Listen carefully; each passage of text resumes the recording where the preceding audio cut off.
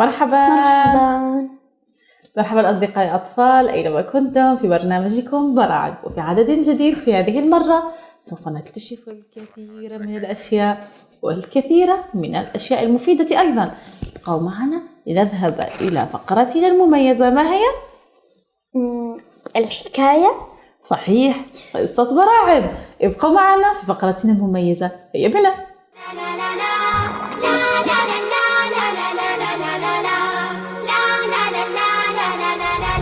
كان يا مكان في سالف العصر والأوان، كان هناك ذئب يعيش بالقرب من قطيع من الغنم. كان دائما ما يحاول أن يصطاد الأغنام، ولكن الراعي كان يمنعه مع كلابه التي تحرس تلك الأغنام. مرت الأيام وحاول الذئب أن يحتال على أحد الصغار، فقام بمناداته ليقترب إليه. ذهب الكبش أو ذلك الخروف وابتعد عن القطيع يلحق وراء الذئب. هجم عليه الذئب والتهمه، وذهب الذئب حينما أكل ذلك الخروف بقي يفكر ويفكر ماذا يتصرف وكيف سوف يتصرف لكي يذهب ويخدع بقية الخرفان. هذا خروف صغير استطاع أن يخدعه. ماذا عن البقية وماذا عن الكبار من الخرفان؟ بقي يفكر، فأهدته حيلة ذكية وماكرة تنم على خبثه كذئب. فكر بأن يأخذ ذلك الجلد الذي أخذه من الخروف الصغير بعدما أكله، لبسه كرداء وصار يشبه الخرفان. تحرك إلى القطيع ودخل في وسطهم، ولم يتعرف عليه أحد بأنه ذئب. الجميع كان يظن بأنه ماذا؟ بأنه خروف مثلهم.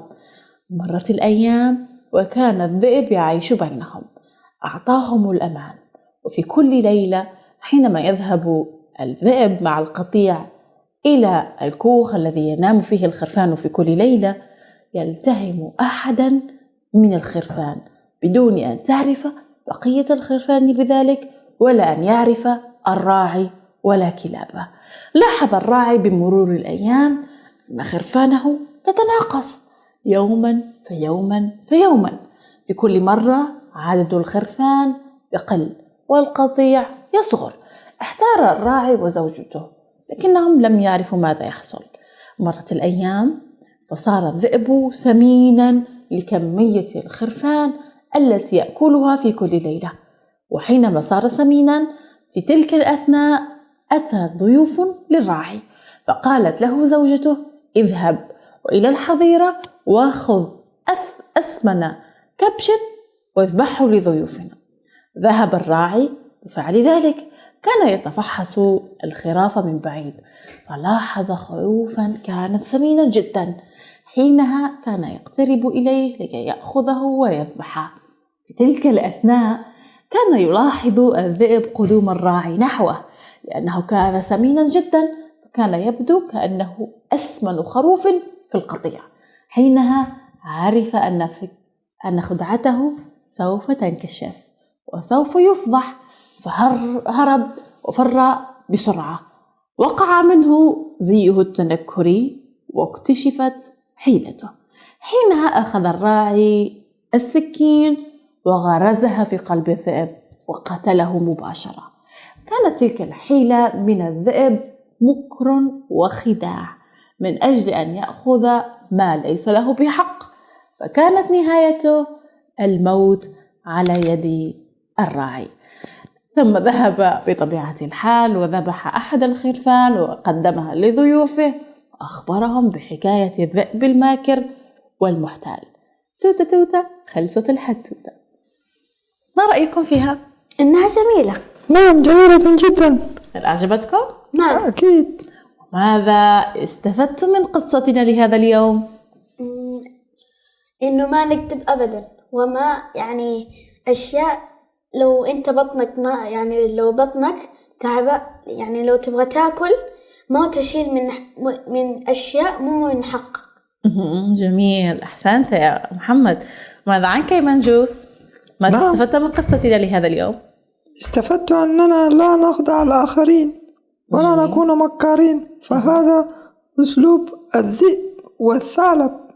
جميل، وهذا الأسلوب ماكر، والرسول صلى الله عليه وسلم قد أنهانا عن ذلك، وديننا الإسلامي يقول لنا كونوا صادقين ولا تكذبوا ولا تخدعوا ولا تمكروا، أليس كذلك؟ نعم صحيح.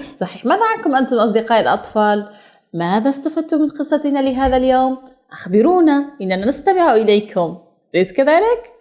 أحسنتم، عرفتم مغزى قصتنا لهذا اليوم. هل هناك قصة شبيهة حدثت لكم يا منجوز؟ نعم. كان هناك أحد الأصدقاء يريد أن يخدعني. هل اكتشفت ذلك؟ نعم بالتأكيد. وماذا حدث؟ وأخبرته أن هذا غير صحيح، ولا بد على المسلم أن يكون صادقا ولا يخدع أخاه المسلم. جميل. سمع لنا واعتذر ولم يكن مخادعا مجددا. أحسنت يا منجوس، وأحسن صديقك بأنه لم يكرر الفعلة مجددا، أليس كذلك؟ نعم، وقد اعتذر. جميل، وقد اعتذر أيضا، إنه تصرف جيد. ماذا عنك يا محمد؟ هل لديك قصة ما حدثت لك مثل هذه؟ نعم. ما هي؟ كنت قد مرة ألعب مع أصدقائي، الحين كورتي جات لهم، فهم يعني بدل ما يعطوني شالوها وكانوا قاعد يلعبون بيها. الحين أنا قلت لهم يعني لو سمحتوا عطوني، بس هم ما عطوني اهتمام وشالوه. بعدين أنا اشتكيت لأمي، بعدين أول ما عرفت راحت لأم الولد، بعدين اشتكت، بعدين الولد اتأسف وندم.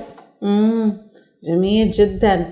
جميل، حينما نخطئ نعتذر ونتأسف من أجل أن أطلب السماحة من الطرف الشخص الآخر الذي أخطأنا في حقه، أليس كذلك؟ أحسنتم. إذن يا أصدقائي الأطفال، انتهت فقرة قصة برعان، وتعرفنا معا على قصة الذئب وقصة أصدقائي محمد ومنجوس. ماذا عنكم؟ هل حدثت لكم قصة مثل هذه؟ إذا حدثت لكم أرجو أنكم تأخذونها عبرة ولا تكرروا نفس الخطأ ونفس الموقف الذي حصل مع أصدقائي محمد ومنجوس. وإذا أخطأتم أكيد يجب عليكم أن تعتذروا، لأن هذا هو التصرف الحقيقي والصحيح للأبطال والشجعان فقط. إذن ابقوا معنا أصدقاء الأطفال، نذهب إلى فاصل وسوف نعود لمواصلة بقية فقراتنا. إذن نلتقيكم بعد قليل.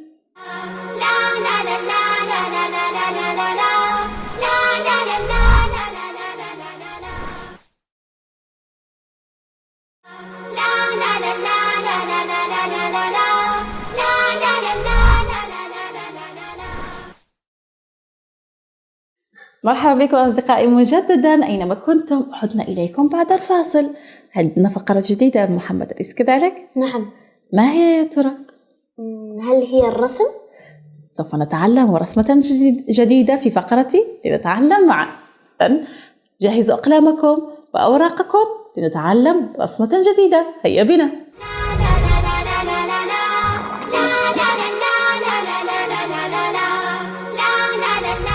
مرحبا بكم في فقرتي لنتعلم معا. نحتاج إلى أوراق رسم بيضاء، أيضا إلى ألوان تلوين لأجل أن نبدع في التلوين، نحتاج إلى مسطرة كذلك، وإلى قلم وممحى علّنا نخطئ، وأيضا مبرة أكيد للاحتياط. حسنا يا أصدقائي، هل كل أدواتكم جاهزة؟ ماذا عنك يا محمد؟ جاهز، تمام. حسنا، سوف نرسم اليوم شيئا مميزا وجميلا جدا، ألا وهو الزمرد أو الماسة. سنلونها مثل ما نشاء وسوف نبدع في رسمها وتلوينها. حسنا، جاهزون؟ جميعا جاهزون؟ نعم. ما رأيك يا منجوس؟ جاهزون. هل سوف تساعدنا في الرسم؟ نعم، سأنظر إليكم. حسنا، هيا بنا. أول شيء سوف نحتاج إلى مسطرة. سوف نقوم باختيار نقطة هنا في أسفل الورقة، في أسفل ووسط تقريبا الورقة. حسنا، ثم بعد ما اخترنا نقطة سوف نقوم برسم زاوية منفرجة هكذا. تمام، تكون فيها هكذا الزاوية، مثلا 5 سنتيمتر، 10 سنتيمتر، كما تشاءون. بنفس الزاوية هذه نرسم واحدة أخرى هنا تقريبا نفس الطول، ثم نرسم ماذا؟ هكذا خطا آخر أو زاوية أصغر داخل الزاوية التي رسمناها. بذلك نكون قد رسمنا هكذا 4 خطوط، زاوية كبيرة فيها زاوية صغيرة. حسنا، نبدأ الآن بماذا؟ نبدأ الآن بربط الخطوط هذه مع بعض هكذا. الخط الأول هنا، ثم نحاول رسم الخط الثاني يكون منحني قليلا، نازل قليلا إلى الخارج، وهكذا الخط الثالث نازل قليلا إلى الخارج، وهكذا نكون قد جهزنا الجزء السفلي من الزمرد. ثم ماذا نفعل؟ نحاول الآن أن ندخل، كنا نعمل هكذا، ثم الآن سوف ندخل بطريقة أخرى هكذا. سنرسم خطوطا أصغر إلى الداخل قليلا هكذا، إلى الداخل قليلا، مثل ما أنا أرسم. انظروا إنها جميلة سوف تكون بإذن الله. أحاول أن أجعلها هكذا. الآن نبدأ نصل الخطوط بين الخطوط التي رسمناها هكذا، وهكذا قد شكلنا الألماسة الخاصة بنا. انظر يا محمد، أوه كم هي جميلة رسمة محمد. أريهم إلى رسمتك. هل يمكن أن نعمل زوم على رسمة محمد لنرى هذه الرسمة الجميلة؟ إن زمردتي وزمردة محمد مختلفتين، هو أبدع فيها. انظر إلى زمردة محمد كم هي جميلة، رائعة يا محمد، أحسنت، برافو ما شاء الله، إنها جميلة جدا. نعم. الآن نحتاج ماذا؟ إلى أن الألوان، يعني نحتاج إلى التلوين لهذه الزمردة وزمردة محمد. هيا بنا أبدعوا الآن في التلوين، لونوا مثل ما تشاءون. اتفقنا يا أصدقاء؟ تفضل محمد بعض الألوان. هل تريد أن تحدثنا قليلا يا منجوس؟ إنني لدي نشيد سأقوله للجميع. تفضل. النشيد عن العصفور والشجرة. جميل. هيا يا أصدقاء قولوا معي: عصفور فوق الشجرة أقبل يبحث عن ثمرة، ثم بنى فيها عشا بطريقته المبتكرة، حياه الغصن ومال بين الأغصان وقال: هذا ثمري أبذله فتعال إلي تعالى. أكل العصفور وغنى فرحا وأجاد اللحن، ورأى القابة باسمة فأحب الكون أحبه، ومضى بين الأشجار ينشد أحلى الأشعار، وله بعض حكايات يحكيها للأزهار، وتذكر أن الله خلق الدنيا وهداها، وتذكر أن الله خلق الدنيا وهداها. ما شاء الله، أبدعت يا منجوس، برافو، ما شاء الله، شكرا جزيلا. الأنشودة جميلة جدا، أحسنت. صوتك جميل يا منجوس، أليس كذلك يا محمد؟ نعم. صوت صديقنا منجوس جميل، أليس كذلك؟ نعم. مثلما أصدقاؤنا المشاهدين الأطفال المبدعين الذين يحاولون أن يرسموا الآن أصواتهم عذبة وجميلة، أليس كذلك؟ نعم. متأكدة من هذا. نريد أن نشاهد إبداعات أصدقائنا الأطفال، ما رأيك؟ جميل. هل يرسلونها لنا عبر مواقع التواصل الاجتماعي الخاصة أنا غاضب منهم، أتأكد. أنا غاضب من بعض أصدقائنا. لماذا؟ لا يرسلون لي لا رسماتهم ولا أناشيدهم. إنني حزين. ماذا يحدث يا أصدقائي الأطفال؟ لماذا تجعلون منجوس حزين منكم؟ حسنا، لنجعل منجوس سعيد أرسل له ماذا؟ صوركم وإبداعاتكم. اتفقنا؟ أناشيدكم، إبداعاتكم، صوركم، افعلوا الكثير من الأشياء وأرسلوها لمنجوس لكي يكون سعيدا بإبداعاتكم ويراكم. أنا ألون الآن.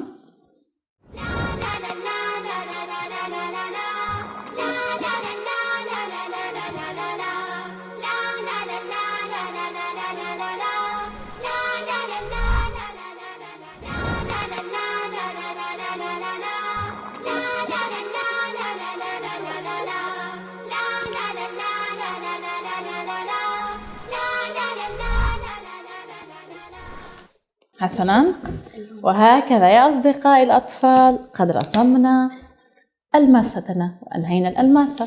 انظروا كم هي جميلة، أليس كذلك؟ أنا رسم شيئا مميزا محمد. انظروا إلى ماذا فعله محمد. ذهب. لهم جميل. قد أبدع محمد برسمته، رسم لنا شيئين، ألماسة وذهب. جميل، أحسنت، برافو، سبيكة ذهبية. أنت مبدع يا محمد. محمد يبدع يا أصدقائي الأطفال، عليكم أن تكونوا مثله، ولكن صوروا لنا إبداعاتكم وأرسلوها على مواقع التواصل الاجتماعي الخاصة بفضائية السلام لكي يراها منجوس يكون سعيد، أليس كذلك؟ نعم، أنا بانتظارهم. حسنا، نحن أيضا بانتظاركم. ما رأيكم أن نذهب إلى الفقرة القادمة؟ حسنا. من مستعد؟ نعم، أنا مستعد، أنا جاهز. ماذا عنكم أصدقائي الأطفال؟ هل أنتم مستعدين للفقرة القادمة؟ حسنا، هيا بنا للتحدي. هيا.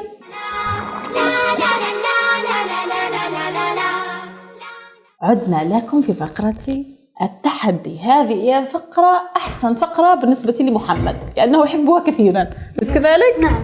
برأيكم أنتم أصدقائي الأطفال، هل هي فقرتكم المفضلة أم لا؟ لا ندري، أخبرونا، أنا أريد أن أسمع. ما هي فقرتكم المفضلة؟ التحدي أم هناك فقرة أخرى؟ هذه الفقرة سوف نرى منجوس أم محمد هو الذي سوف يفوز. يا ترى؟ منجوس. محمد. أنا سوف أهزمك. أنا سأفوز عليك. أنا مرتين فزت عليك وسوف أفوز. حسنا، سنرى. حسنا، أنا بانتظار الأسئلة. حسنا، إذن سوف نرى السؤال الأول ونرى من سوف يفوز. ماذا عنكم أصدقائي الأطفال؟ شاركونا. حسنا، سأطرح أول سؤال، سأسمع لإجاباتكم ثم نرى إجابات منجوس أم محمد. أول سؤال يقول: ما هي أول سورة في القرآن الكريم؟ أجيبوا أنتم أصدقائي الأطفال، أريد أن أسمع جوابكم. ما هي أول سورة في القرآن الكريم؟ أحسنتم، برافو، أكيد عرفتم الإجابة. لنرى من سيعرف الإجابة بين منجوس ومحمد. حسنا، يا ترى من سوف نختار؟ يعني أفكر. هل أنت جاهز يا محمد للإجابة؟ أتوقع. تفضل. صورة يعني اقرأ اسم ربك الذي خلق. ليست أول آية. أحسنت، برافو، جوابه صحيح. حينما يكون أول آية نزلت في القرآن الكريم، صح، لكن أتكلم عن حينما تأخذ المصحف الشريف وتفتحه أول سورة، ما هي؟ سورة الفاتحة. أنا أحسنت، لقد جاوبها. جواب رائع، مبارك. إجابة مميزة، أليس كذلك؟ نعم. أنا قلت لك سوف أفوز. نعم صحيح، لقد جاوبت سؤالا واحدا فقط. صحيح، عارف أول آية نزلت في القرآن الكريم وأول سورة موجودة أيضا في ترتيب المصحف الشريف. أحسنت، إذن أخذ النقطة. أنت تخسر يا منجوس، انتبه. نعم. ماذا عنكم يا أصدقائي؟ هل عرفتم الإجابة الصحيحة للسؤال الأول؟ من عرفه فليصفق لنفسه، ومن لم يعرف لا بأس، فلتصفق لنفسك أيضا لأنكم تستحقون ذلك. سوف نذهب إلى السؤال الثاني لنرى هل سوف يتقدم منجوس ويعادل محمد أم سوف يفوز محمد مرة أخرى ويأخذ نقطتين. يا ترى من سوف يفوز؟ السؤال الثاني يقول: أنا أريد تشجيعا من المشاهدين. هيا يا أصدقاء، قولوا معي: منجوس. لا، قولوا معي: أنا منجوس. لا، سيقولوا: أنا سوف أفوز عليك. محمد. هيا. منجوس. محمد سوف أفوز عليك. حسنا، لنسمع السؤال إذن. جميل هذه الروح التحدي بينهما حينما يحاول أحدهما أن يفوز عن الآخر. السؤال يقول: من هو النبي الذي كانت من معجزاته شق القمر؟ شق القمر. هل عرفتم الإجابة أعزائي الأطفال؟ أجيبوا: من هو النبي الذي كانت من معجزاته شق القمر؟ هل عرفتم الإجابة؟ أكيد عرفتم الإجابة. لنرى محمد أم منجوس؟ من يا ترى؟ أنا أريد أن أجاوب. أنا أريد أن أجاوب. ندع منجوس هذه المرة ليجيب. إنه الرسول محمد صلى الله عليه وسلم. أحسنت يا منجوس، برافو. هذا منجوس النتيجة. الجواب الآن أو النتيجة الآن 1-1. ولكني أنا يعني خليته هو يجاوب. شكرا لك يا صديقي، لكن أيضا سأفوز عليك. هذه مرة أنا سوف أفوز عليك. حسنا. ولكن إن شاء الله أنت يوما من الأيام سوف تفوز علي. حسنا، سنرى. سوف نرى. حسنا. السؤال الثالث الذي سوف نسأله سيكون سؤالا أحدهم سوف يتقدم على الآخر، ألا وهو: متى توفي الرسول محمد صلى الله عليه وسلم؟ في أي سنة بالضبط؟ هل عرفتم الإجابة يا أصدقائي الأطفال؟ في أي سنة توفي الرسول صلى الله عليه وسلم؟ قولوا النتيجة. أحسنتم، برافو. سوف نذهب ونرى منجوس ومحمد. هل يا ترى عرفوا الإجابة؟ من يا ترى؟ تفضل يا محمد. 623 بالسنة الهجرية. كم سنة الهجرية بالضبط؟ السنة الهجرية؟ نعم، كم كانت السنة الهجرية؟ والله السنة الهجرية. نعم. هل هي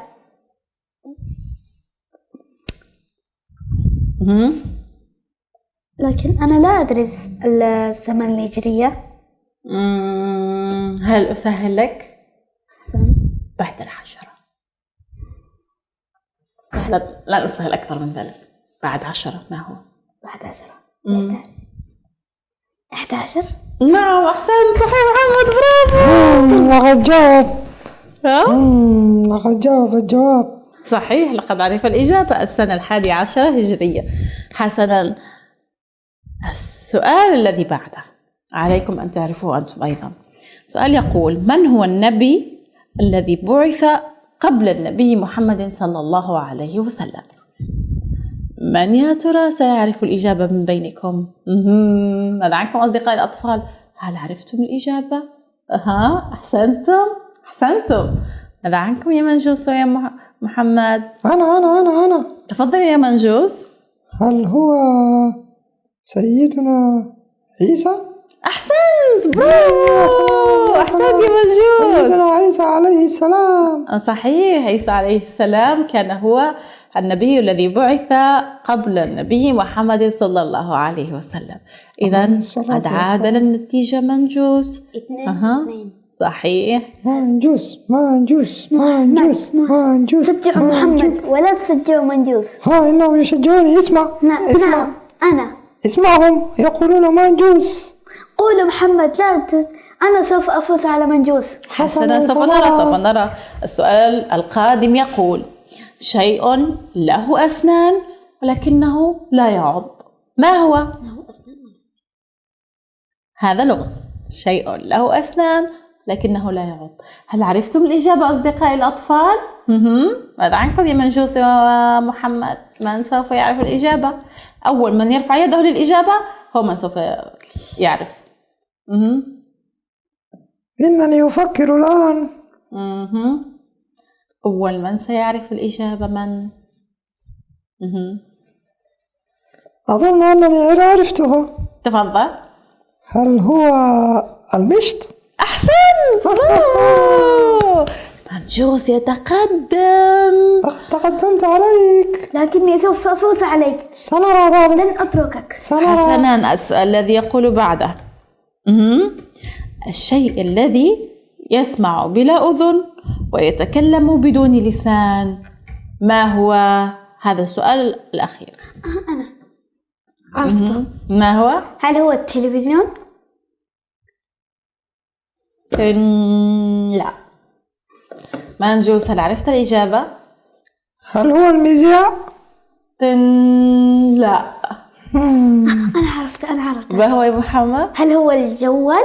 أحسنت، شوفوا، أحسنت يا محمد، هو التليفون، يسمع بدون أذن ويتكلم بدون لسان. أحسنت يا محمد. حسنا، النتيجة تعادل بين محمد ومنجوس. لم يكن هناك فائز هذه المرة. ماذا عنكم أصدقائي الأطفال؟ هل عرفتم الإجابات الصحيحة؟ اكتبوا لنا في الرسائل على مواقع التواصل الاجتماعي. نلقاكم وإياكم في حلقة جديدة. انتهت فقرتنا لهذا اليوم. إلى اللقاء. إلى اللقاء.